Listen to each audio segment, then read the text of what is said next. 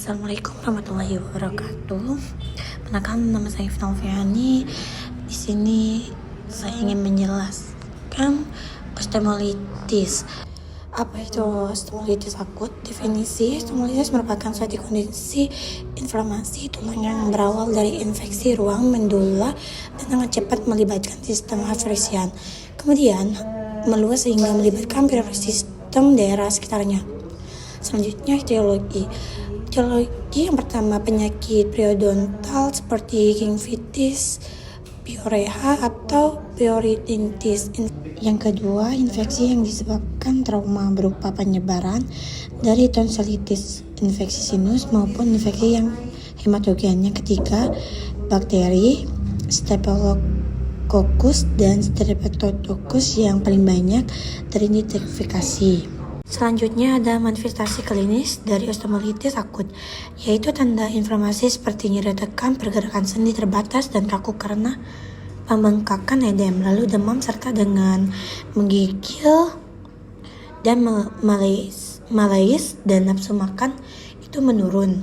Selanjutnya ada patofisiologi osteomelitis akut. Gambar yang pertama, terjadi infeksi tulang terutama daerah metafisis yang kaya akan pembuluhan darah. Kemudian muncul tanda-tanda inflamasi membentuk edema khusus sehingga tekanan intraos menjadi memicu terjadi gangguan sirkulasi dan trombosis pada pembuluhan darah di tulang. Nah, suplai darah menjadi terganggu sehingga terjadi nekrosis tulang atau yang bisa disebut dengan spektrum peningkatan tekanan intraosius menyebabkan nyeri pada tulang.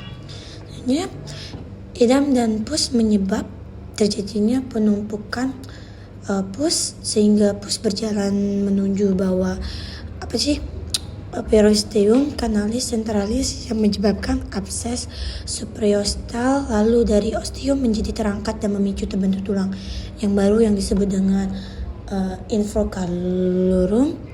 Dan juga dengan adanya edem dan pus dapat membentuk di kapus melalui kolaka lalu menumpuk di jaringan lunak dan dapat menyebabkan sitolitis. Sitolitis akan pecah dan menembus kulit sehingga jika tidak ditata laksana dengan kuat atau terapi antibiotik yang sudah resisten akan berkembang dan mengakibatkan osteomelitis yang kronis.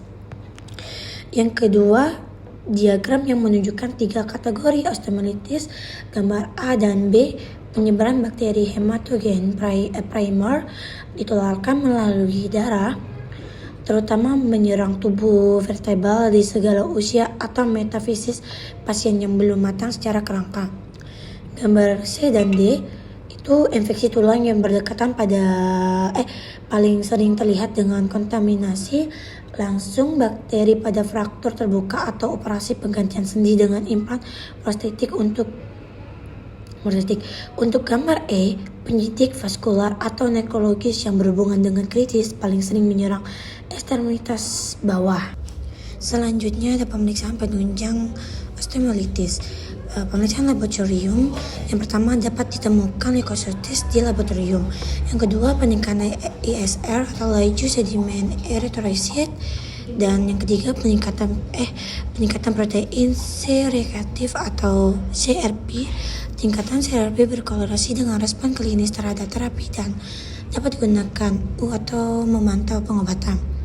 Nah, yang ketiga tuh kultur darah mungkin positif terutama pada osteomelitis hematogen yang menyebabkan vertebra clavicula atau pubis. Selanjutnya ada pemeriksaan pencitraan radiografi.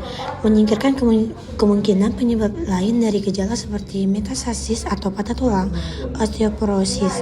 Biasanya terlihat pembengkakan jaringan lunak, osteopenia, osteolisis, destruksi tulang, dan reaksi piroteasi non-spesifik.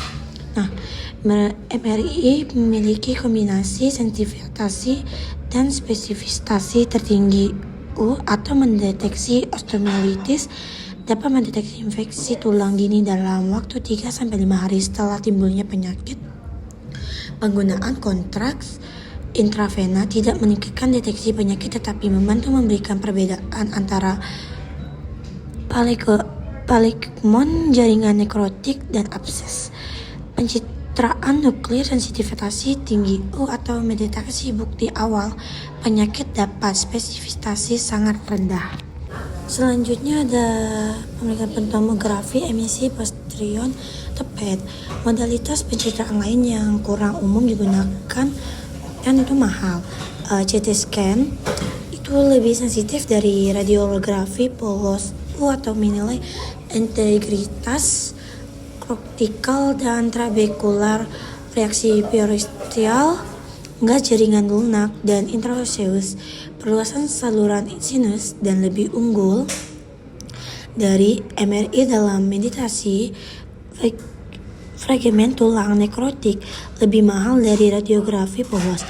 Peran terbatas dalam diagnosis osteomyelitis digunakan atau menentukan tingkat kerusakan tulang atau terutama di tulang belakang atau memandu biopsi atau PD pasien dengan kontraindikasi MRI. Selanjutnya itu ada pemeriksaan penunjang biopsi tulang untuk menegakkan diagnosis histopatologis pada osteomyelitis, mengidentifikasikan patogen penyebab dan memberikan data kerentanan menentukan terapi antibiotik. Kultur luka superficial atau bahan dari tusukan jarum tidak boleh digunakan dalam diagnosis karena spesimen ini tidak berkorelasi baik dengan hasil biopsi tulang.